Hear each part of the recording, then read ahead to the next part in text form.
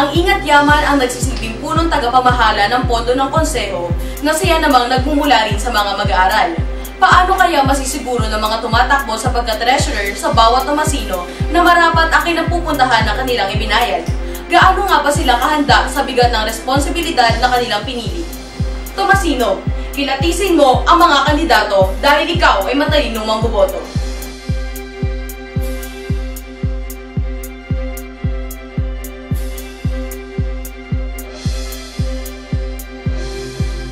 Naniniwala po ako na naging maayos at mabuti naman ang pamamalakad ng mga nakaraang CSC Treasurer. Pero po ngayon, mas ninanais ko na ma-improve yung pamamalakad bilang isang Treasurer. Wala po ako nakikita kakulangan or sa incumbent treasurer natin o sa kasalukuyang administrasyon dahil naniniwala ako na meron pang i-improve.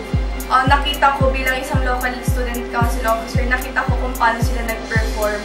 At yun, kung ako yung mahahalal, yun yung nice kong gawin. Nice kong mag-improve pa yung current CSC natin ngayon.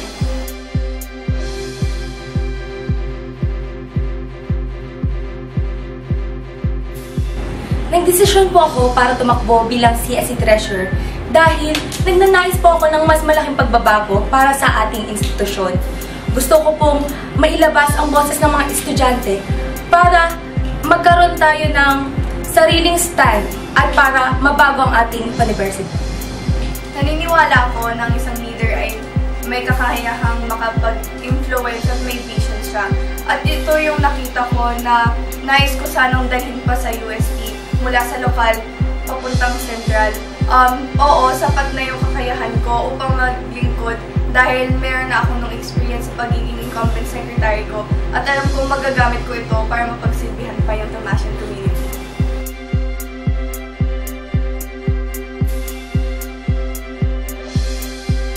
Lahat po tayo ay nahihirapan at nakararanas ng pagtaas ng tuition. Pero po kailangan po natin ay eksplanasyon kung saan ba napupunta ang mga pagtaas ng ating tuition. Yun lang naman po ang kailangan nating alamin para ma-accept natin ang mga bagay-bagay kung paano natin tatanggapin na ganito kataas ang ating tuition fee. Ang opinion ko sa taon-taong pagtaas ng tuition fee natin, naniniwala ako may magandang rason. Subalit dahil nga naniniwala na tayo sa transparency at stability, nais ko muna makita yung exact breakdown. May magandang dahilan naman kung bakit nagtataas to. At sana ito ay nagagamit ng mga estudyante at hindi nagkakaroon ng missing accounts kung saan napupunta yung pera.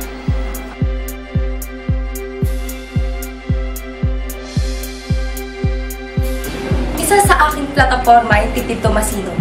Ito po ay para may extend ang personal financing sa bawat Tomasino. Dahil naniniwala ako na hindi lamang treasurer ang dapat makaalam ng proper allocation ng mga budget, kundi dapat sa ating sarili, malalaman natin kung paano gastusin ng tama ang ating mga pera. Ang maihahandog ko ay unang piso paaral.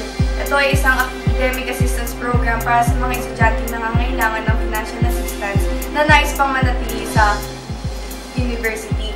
Pangalawa, yung Luminous or a series of fora on financial literacy and transparency dahil gusto ko na matutunan ng bawat Tomasino kung paano humawak ng pera at paano yung daloy ng funds sa loob ng Central Student Council.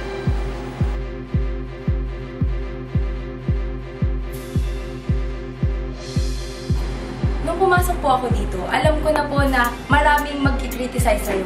Pero as long as I believe in myself, I know po na kaya ko.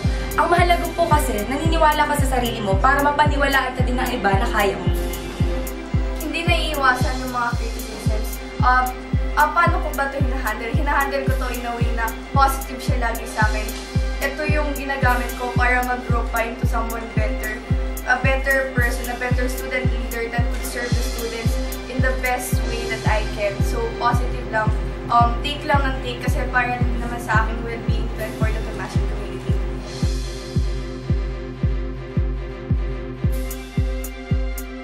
Naniniwala po ako na ako ang karapat-dapat para sa posisyong ito. Dahil I aim high, I move forward. At alam ko na dahil dito, makagampanan ko ang pagiging treasurer ng Central Student Council. Yes, masasabi ko na akong deserving upang maging inyong next Central Student Council Treasurer dahil being in service in the Faculty of Arts and Letters for a year has equipped me with the right skills and knowledge to provide you with the genuine service that you deserve to promote and safeguard your needs. And I am here to be your safe way and a pathway to provide you with the quality service that you deserve. Manatiling nakatutok para sa iba pang balita. Huwag kalimutang bisitahin ang aming website at social media accounts para sa ibang detalye kaugnay ng CSE elections. Tomasino, patuloy mong kilatisin ang mga kandidato dahil ikaw ay matalinong mamboboto at karapatan mong bumoto para sa pagbabago. Ito po si Angelique Antigana para sa V Exclusives, Tomasino 2014.